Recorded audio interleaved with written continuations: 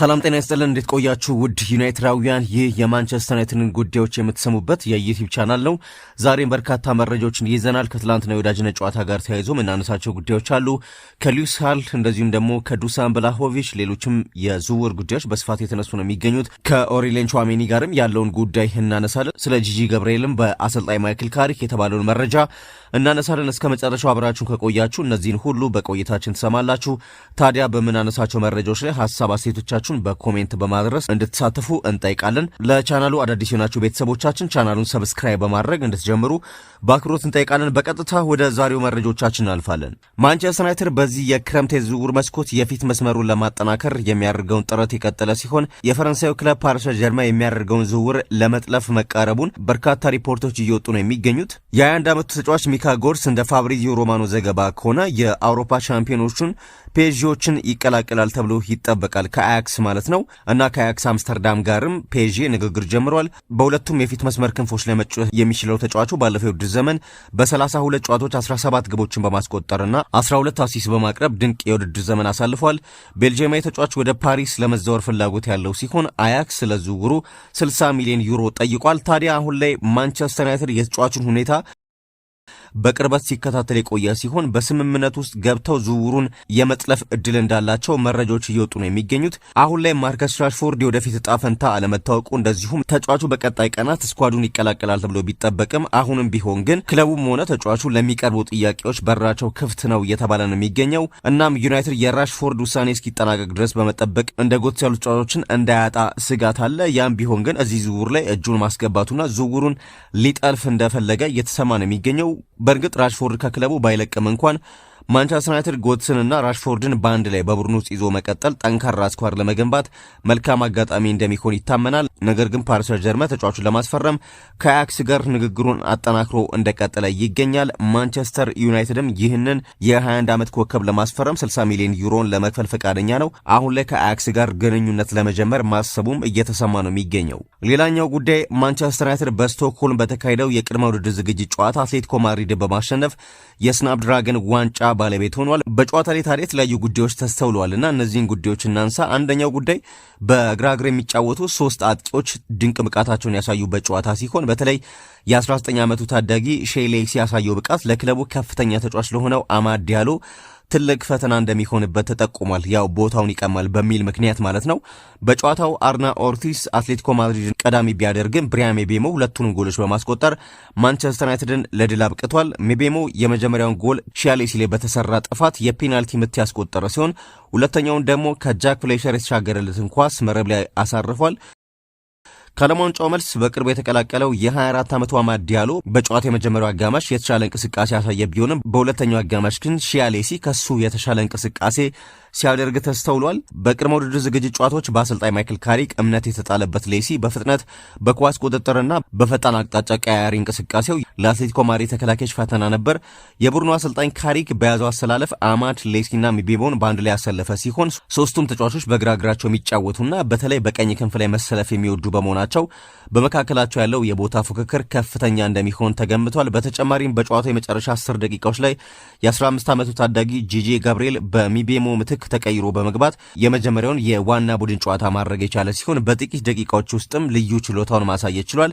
ማንቸስተር ዩናይትድ በያዝነው የውድድር ዘመን ወደ ቻምፒየንስ ሊግ በመመለሱና በርካታ ተጫዋቾች የሚጠብቁት በመሆኑ አሰልጣኝ ማይክል ካሪክ በእነዚህ ወጣት ተጫዋቾች መካከል የሚኖረው ፉክክር ለቡድኑ ጥንካሬ ትልቅ አስተዋጽኦ እንደሚያደርግ ያምናል ነው እየተባለ የሚገኘው። ግን የሺያሌሲ ጉዳይ ለዋናው ቡድን ሌላ አማራጭ ሆኖ ተከስቷል እየተባለ ነው የሚገኘው። ሌላው ጉዳይ ማንቸስተር ዩናይትድ አሁንም በዚህ የዝውውር መስኮት የአማካይ ተጫዋች ለማስፈረም ገበያ ላይ ቢገኝም በመሃል ሜዳ ላይ እያደረገ ያለው ከፍተኛ ወጪና መልሶ ግንባታ ከ2 ዓመት በፊት ማንቸስተር ዩናይትድ በወሰነው የተሳሳተ ውሳኔ ምክንያት የተከሰተ እንደሆነ የስፖርት ተንታኞች እያነሱት ያለ ጉዳይ ስለሆነ እስቲ ይህንን ዘርዘር አድርገን እንመልከተው። በዚህ የዝውውር መስኮት ካስሚሮ ወደ ኢንተር ሚያሚ ማምራቱና ማኑኤል ኡጋርቴ ደግሞ በደረሰበት የኤሲኤል ጉዳት ምክንያት ከሜዳ መራቁን ተከትሎ ክለቡ የአማካይ ክፍሉን በአዲስ መልክ ለመገንባት ተገዷል። በዚህ መሰረት ዩሪ ቴሌማንስ ከአስቶን ቪላ በ35 ሚሊዮን ፓውንድ፣ አንድሬ ሳንቶስም ከቼልሲ በ52 ሚሊዮን ፓውንድ ክለቡን የተቀላቀሉ አዳዲስ ፈራሚዎች ናቸው እና እነዚህ ሁለት ተጫዋቾች ከኮቢ ማይኑ ጋር በመሆን በቀጣይ ሲዝን የአሰልጣኝ ካሪክ የመሃል ሜዳ ሞተር ይሆናሉ ተብሎ የሚጠበቅ ሲሆን ክለቡ በተጨማሪም የሪያል ማድሪዱን አማካይ ኦሪሌን ቹአሜኒን በ68 ሚሊዮን ፓውንድ ለማስፈረም የመጀመሪያ ኢላማው አድርጎ እንቅስቃሴ ጀምሯል። ነገር ግን ከነዚህ ጉዳዮች ጀርባ የስኮት ማክቶሚናይ ሽያጭና የዩናይትድ ስህተት እየተነሳ ነው የሚገኘው። ማንቸስተር ዩናይትድ ከ2 ዓመት በፊት በ2024 ያሳለፈው ውሳኔ ቢቆይ ኖሮ አሁን የሚወጣውን ግዙፍ ወጪ ማስቀረት ይችል ነበር። በወቅቱ ዩናይትድ ከናፖሊ የቀረበለትን የ25 ሚሊዮን ፓውንድ ጥያቄ በመቀበል የክለቡ አካዳሚ ፍሬ የሆነውን ስኮት ማክቶሚናይን አሳልፎ ሰጥቶ ነበር።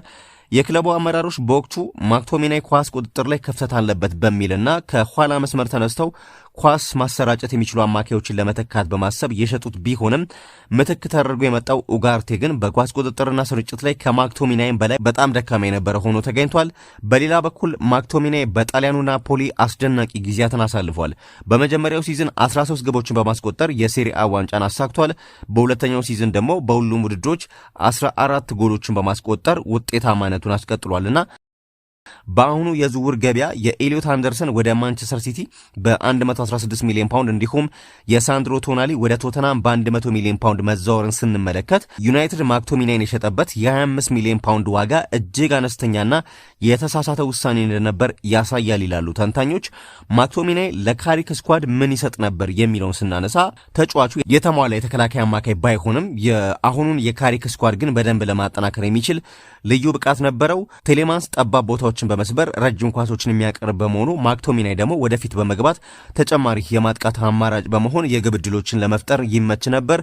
ከአንድሬ ሳንቶስ ጋርም ጠንካራ ማጥቃት ከሚያደርጉ ቡድኖች ጋር በሚደረግ ጨዋታ የተጫዋቹ አካላዊ ጥንካሬና ኳስ ይዞ ወደፊት የመሩት ብቃት ከሳንቶስ የመከላከል አቅም ጋር በጥሩ ሁኔታ ይጣመር ነበር።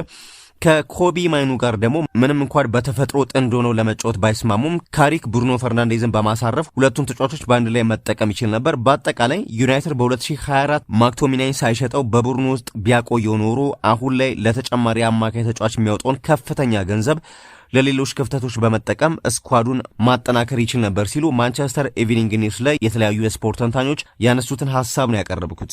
እናንተስ በዚህ የማክቶሚናይ ትንታኔና ሐሳብ ላይ ተስማማላችሁ? ቤተሰቦቻችን ሐሳብ አስተያየቶቻችሁን በኮሜንት ሲያስፈሩልን። ሌላኛው ጉዳይ ማንቸስተር ዩናይትድ የዝውውር መስኮቱ ከመዘጋቱ በፊት በርካታ ስምምነቶችን ሊያደርግ እንደሚችል ቲም ቶክ በዘገባው ጠቅሷል። ዩናይትድ አሁንም ቢሆን አዳዲስ ተጫዋቾችን በክረምት ያመጣ ቢሆንም የካሪክ ቡድን አሁንም በዝውውር ገበያው ላይ በስፋት እየተሳተፈ ይገኛል። ዩሪ ቴሌማንስና አንድሬ ሳንቶስ ቢፈርሙም የመሃል ሜዳው ክፍል አሁንም ትኩረት የሚሻ ሆኖ ቀጥሏል። ዩናይትድ ከበርካታ ተጫዋቾች ጋር ስሙ እየተያያዘ ቢሆንም አሰልጣኙ በቀጣዩ ውድድር ዘመን በትልልቅ ዋንጫዎች ላይ መፎካከር ፍላጎታቸውን ለማሳየት በወሳኝ ቦታዎች ላይ ስም ያላቸውን ተጫዋቾችን ማስፈረም ይፈልጋሉ። በፊት መስመር ላይ እንደዚሁ ቤንጃሚን ሼሽኮ አጋዥ ወይንም ተፎካካሪ ተቀያሪ ተጫዋች የሚያስፈልገው ሲሆን አጥቂው ጆሹዋ ዚርኪዚ በዚህ ክረምት ኦልትራፎርድን ሊለቁ ከሚችሉ ተጫዋቾች መካከል አንዱ ነው። በሌላ በኩል ዩናይትድ የኒውካስሉን የግራ መስመር ተከላካይ ሊውሳልን የረጅም ጊዜ ተተኪ አድርጎ ያመጣል ተብሎ ይጠበቃል። ሌላኛው ኦሪሌን ቹአሜኒ ከሪያል ማድሪድ ማንቸስተርን የሚቀላቀል ከሆነ በዝውውሩ የመጨረሻ ሳምንታት ለዩናይትድ ትልቅ ብስራት ይሆናል። ዩናይትድ በክረምቱ መጀመሪያ ላይ እንደ ኤሊዮት አንደርሰን፣ ሳንድሮ ቶናሊና ማቲያስ ፈርናንዴዝ ላሉ ተጫዋቾች ከፍተኛ ገንዘብ ለመክፈል ፍቃደኛ አልነበሩም። ነገር ግን ለቹአሜኒ በቂ ገንዘብ መመደባቸው የክለቡን አማራጭ ማጣት ያሳያል። በቀጣይ አማካዮች እየቀነሱ መምጣታቸውን ተከትሎ ማለት ነው። የ26 ዓመቱ ተጫዋች ካስሚሮ ከለቀቀ በኋላ ስኳዳቸው እንደገና እያዋቀሩ ለሚገኙት ዩናይትዶች ተስማሚ ፊርማ ይሆናል ተብሏል። የስፔኑ አስ እንደዘገበው ከሆነ ሪያል ማድሪድ ፈረንሳይ ተጫዋች በቅርቡ ውሉን ያደሰ ቢሆንም ለቹአሜኒ ወደ 85 ሚሊዮን ፓውንድ እንደሚፈልግ ገልጿል። ሆኖም ሪያል ማድሪድ በማንቸስተር ሲቲ ሮድሪ ላይ ፍላጎት ማሳየቱ ቹአሜኒ አማራጮቹን እንዲመረምር ሊያደርገው ይችላል። ሌላኛው ጉዳይ ዩናይትድ በኒውካስሉ የግራ መስመር ተከላካይ ሉዊስ ላይ ፍላጎት ያለው ሲሆን በጥሩ ሁኔታ ከተካሄደ በዚህ ክረምት የሉክ ሾው የረጅም ጊዜ ተተኪ ሆኖ ወደ ክለቡ ይመጣል። የ21 ዓመቱ ተጫዋች በማክፓይሶቹ ቤት ጥሩ አፈጻጸም የነበረው ሲሆን ኒውካስል እንደ አንቶኒ ጎርደን እንደ ቶናሊ ያሉ ተጫዋቾቹን በመሸጥ ይህንንም ተጫዋች ሊለቅ ይችላል እየተባለ ነው የሚገኘው። እንግሊዛዊ ተጫዋችም የካሪክን ቡድን ለመቀላቀል ፈቃደኛ እንደሆነ ተሰምቷል። ሆኖም ግን በኒውካስል በኩል ይህንን ተጫዋች ለመሸጥ አሁንም እያንገራገሩ ይገኛሉ። ተጫዋቹ በ2023 ከቼልሲ በ35 ሚሊዮን ፓውንድ ለኒውካስል ቋሚ ሆኖ መፈረሙ ይታወቃል። ዩናይትድ ባለፈው የውድድር ዘመን የግራ መስመር ተከላካይነት ቦታ ሙሉ ሲዝኑን በሉክ ሾው ብቻ መጫወቱ ይታወቃል። ነገር ግን ተጫዋቹ አሁንም ከጉዳት ነፃ ሆኖ ይቆያል የሚለው ነገር ያጠራጠራል። በሌላ በኩል ፓትሪክ ዶርጉም እንዲሁ በግራ ክንፍ ላይ ሲሰለፍ የበለጠ ውጤታማ ሆኖ ታይቷል። ነገር ግን ያው ሃልን ወደ ክለቡ ማምጣት የግራ ተከላካይ ተተኪ እቅዱን በጊዜ እንዲጀምር ያስችሏል እየተባለ ነው የሚገኘው። በሌላ በኩል ቤንጃሚን ሼሽኮ በዩናይትድ የቅድመ ውድድር ጨዋታዎች ላይ አለመሰለፉ ክለቡ የክረምት የዝውውር መስኮት ከመዘጋቱ በፊት አጥቂ ማስፈረም እንዳለበት ያሳያል እየተባለ ነው የሚገኘው። ጆሹዋ ዚርክዚ የካሪክ ቡድን አሁን ላይ የማጥቃት አማራጭ ቢሆንም በ2024 ተጫዋቹ ከቦሎኛ ከተቀላቀለ በኋላ ቦታውን ማረጋገጥ አልቻለም። ይህም ወደ ሴሪአ በ30 ሚሊዮን ፓውንድ ሊመለስ ይችላል የሚሉትን ዘገባዎች አጠናክሯል። ካሪክ ወደ ማንቸስተር ዩናይትድ ከመጣ በኋላ ሼሽኮ ጥሩ እንቅስቃሴ ቢያሳይም ስሎቬኒያ አጥቂ በቋሚ አሰላለፍ ውስጥ ቦታውን ለማረጋገጥ ጊዜ ወስዶበታል። የ23 ዓመቱ ተጫዋች በማደግ ላይ ያለ በመሆኑና ዩናይትድ ለቻምፒየንስ ሊግ ውድድር ሲዘጋጅና በፕሪሚየር ሊጉ ካጠናቀቀበት ሶስተኛ ደረጃ የተሻለ ለመስራት በሚንቀሳቀስበት በቀጣይ ሲዝን ብቸኛው የፊት መስመር አጥቂ መሆን የለበትም። ስለዚህ ዱሳን ብላሆቪች ከዩናይትድ ጋር ስማቸው እየተነሱ ካሉ በርካታ አጥቂዎች መካከል አንዱ ሲሆን ለዩናይትድ ጥያቄ ምላሽ ሊሆን ይችላል እየተባለም ነው የሚገኘው። የ26 ዓመቱ ተጫዋች በዩቬንቱስ በ168 ጨዋታ 68 ጎሎችን ካስቆጠረ በኋላ በዚህ ክረምት ነፃ ነው። አንዳንድ መረጃዎች ውድና ስም ያላቸውን ተጫዋቾች ማስፈረም በካሪክ ስር የሼሽኮን እድገት ሊገታውና እውነተኛ አቅሙን እንዳያወጣ ሊከለክለው ይችላል ቢባልም የቀድሞ የሌብዚግ ኮከብ አብሮት ከሚፎካከረው ብላሆቪች ጋር መጫወቱ ይጠቅመዋል። ይህም ለሰርቢያ አጥቂም ቢሆን በኦልትራፎርድ በተዘዋዋሪ አማራጭ ሆኖ ራሱን ለማሳየት እድል ይሰጠዋል እየተባለ ነው የሚገኘው።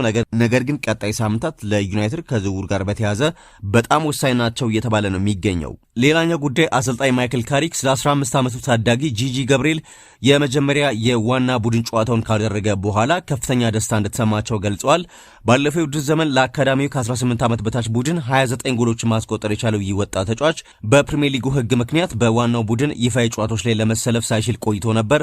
ነገር ግን ትናንትና ምሽት ማንቸስተር ዩናይትድ አትሌቲኮ ማድሪድን ባሸነፈበት ጨዋታ በመጨረሻዎቹ 10 ደቂቃዎች ተቀይሮ በመግባት በዋናው ቡድን የመጀመሪያ ጨዋታውን አድርጓል።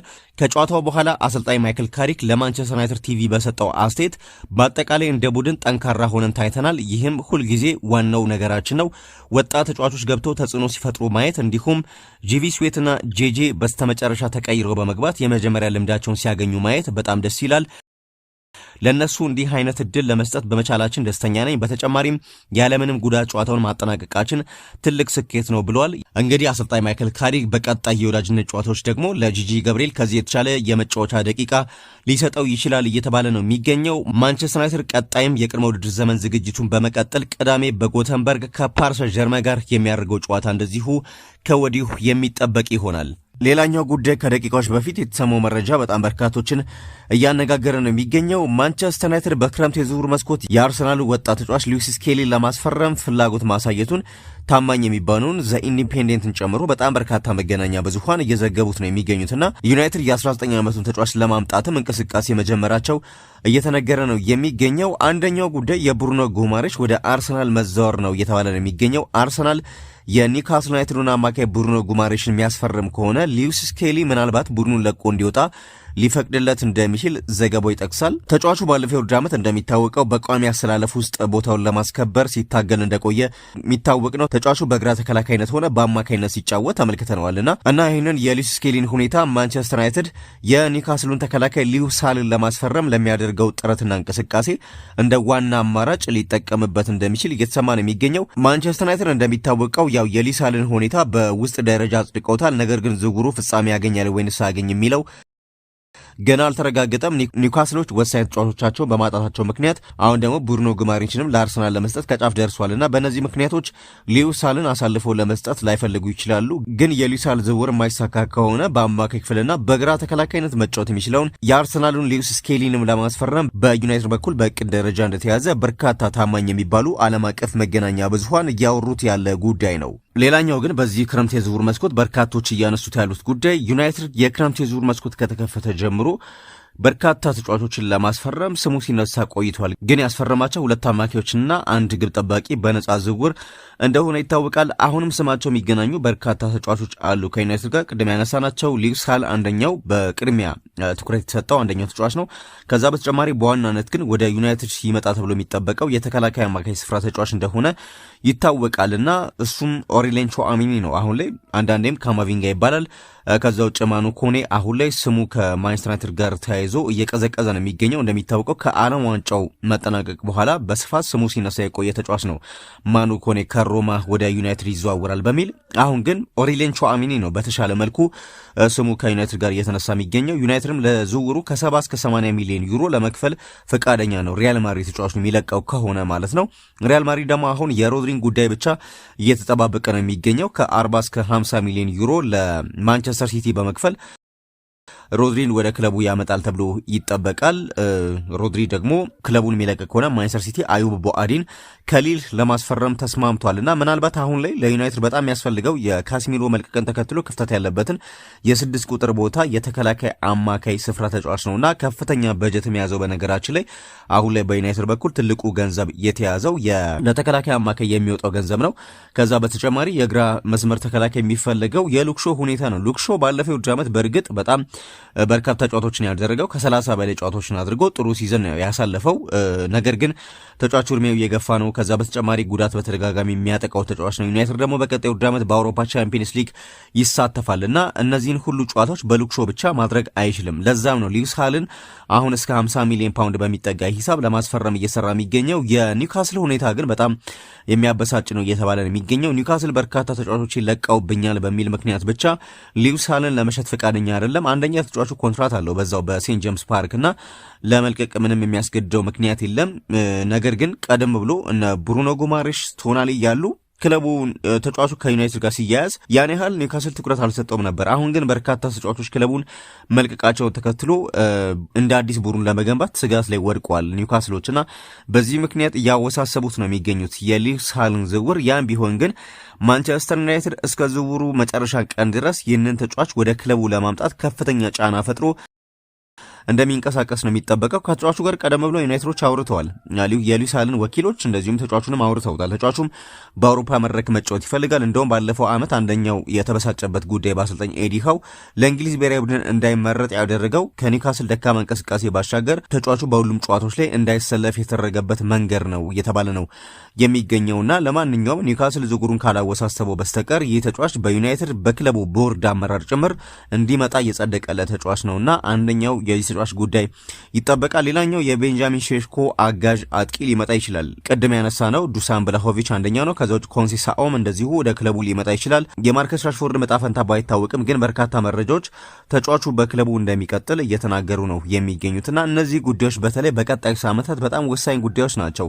ግን አንደኛው በዋናነት በርካታ የዩናይትድ ደጋፊዎች የሚጠብቁት ጥራት ያለው የ6 ቁጥር ወይንም የተከላካይ አማካይ ስፍራ ተጫዋች ወደ ክለቡ እንዲመጣላቸው ነው። ከዛ በተጨማሪ በቤንጃሚን ሼሽኮ ልክ ያለ ጥራት ያለው የ9 ቁጥር ተጫዋች ወደ ክለቡ እንዲመጣ ይፈልጋል። ግን ትኩረት ያልተሰጠው ሌላው የማል ተከላካይ ተጫዋች አንደኛው እንዲመጣ የሚፈለግበት ቦታ ነው። ግን እዛ ቦታ ላይ ምንም አይነት እንቅስቃሴ የለም። ያው ሊዛንድሮ ማርቲኔዝ እንደምታውቁት በተደጋጋሚ ጉዳት የሚያጠቃው ተጫዋች ነው። ከዛ ውጭ ማቲያስ ዴሊትም እንደዚሁ ጉዳት ላይ ይገኛልና ከእነዚህ ጉዳዮች ጋር በተያያዘ ሮሜሮ በተደጋጋሚ ስሙ ሲነሳ ቆይቷል። እንደውም በአርጀንቲና ብሔራዊ ቡድን ከሊዛንድሮ ማርቲኔዝ ጋር ያደረገውን ጥምረት በዩናይትድም መድገም አለበት በሚል ሲነሳ የነበረ ጉዳይ ነው። ግን አሁን ላይ ያሉ የዝውውር ጉዳዮች ከማል ተከላካይ ጋር በተያያዘ መቀዛቀዛቸው እየተነገረ ነው የሚገኘው። ለማንኛውም ግን ቀጣዩ ሳምንታት አዳዲስ ጉዳዮችን እንሰማለን ብለን ተስፋ እናደርጋለን። እነዚህ ያነሷቸው የተጫዋቾች ስምና ዝውውሮች ደግሞ ቀጣይ ትኩረት እንደሚደረግባቸው እየተሰማ ነው የሚገኘው። አንደኛው ግን ዛሬም የተሰማው በነገራችን ላይ የሉዊስ ስኬሊ ዝውውር በበርካታ ታማኝ በሚባሉ ትልልቅ መገናኛ ብዙሃን መውጣቱን ተከትሎ ቀላል ላይሆን ይችላል። ዩናይትድ ጠንከር ብሎ ዝውውሩን ሊገፋበት እንደሚችል እየተሰማ ነው የሚገኘው። ያው የብሩኖ ጉማሬሽ ወደ አርሰናል መምጣቱን ተከትሎ አርሰናል ተጫዋቹን ሊለቀው እንደሚችልም እንደዚሁ አንዳንድ ሪፖርቶች እያሳዩ ይገኛሉ። ስለዚህ ተጫዋች ጉዳይ በተከታታይ ቀናት አዳዲስ መረጃዎችንም የምንሰማ ይመስለኛል። ውድ ቤተሰቦቻችን ለሰዓቱ ያዘጋጀናቸው ስፖርታዊ መረጃዎቻችን እነዚህ ነበሩ። ለዚህ ቻናል አዳዲስ የሆናችሁ ቤተሰቦቻችን ቻናሉን ሰብስክራይብ በማድረግ አብራችሁ እንድትቆዩ በአክብሮት እንጋብዛለን። ባነሳናቸው መረጃዎች ላይ ሀሳብ አስተያየቶቻችሁን በኮሜንት እንድታርሱን እንጠይቃለን። በቀጣይ ፕሮግራማችን ስማችሁን እየጠራን አስተያየቶቻችሁን የምናነሳ ይሆናል። በመላው ዓለም ያላችሁ ዩናይትዳውያን በያላችሁበት ሰላምና ጤና ተመኘን። ቻው ቻው።